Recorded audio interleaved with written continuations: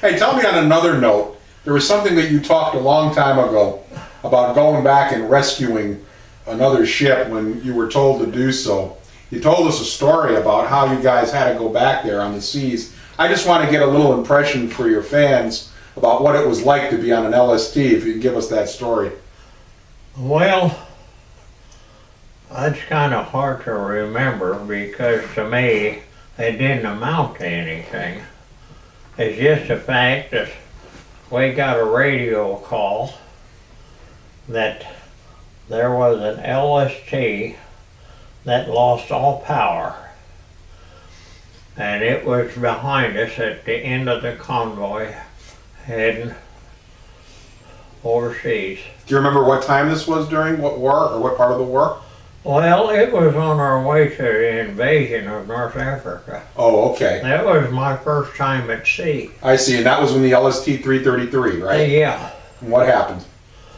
Well, they sent, simply because of the flotilla of LSTs I was in, our ship was the flagship. But anyway, we got the order to turn around and go see if we could help it. Okay.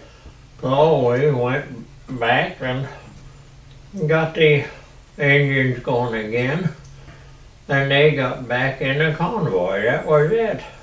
And how was the storm? Because I remember you telling me that it was so bad at some points coming over there. Well, you know, with an LST, a slight ripple on the ocean makes them rock and roll because they were flat bottomed.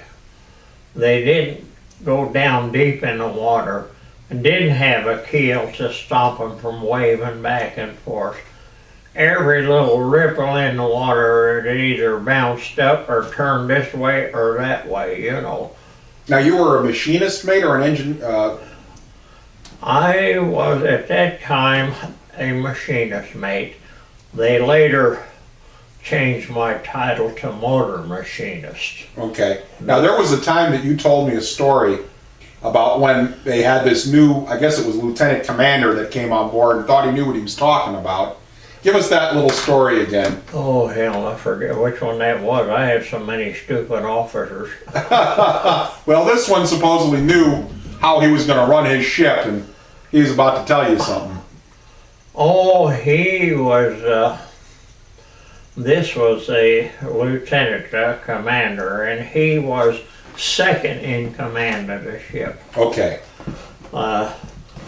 And he was out there chewing my royal ass out because such and such a lifeboat wasn't running.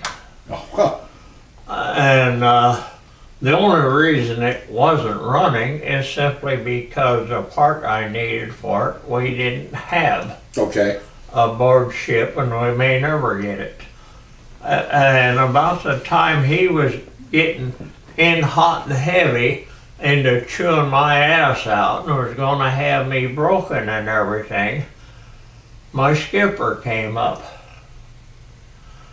And he took one look and listened a little bit, and then he turned to his lieutenant commander. He says, "You get away from here. You leave that man alone. He's my #1 man." So what happened was the lieutenant commander had to basically turn around. And he left, and from that time on, the lieutenant commander and I became friends.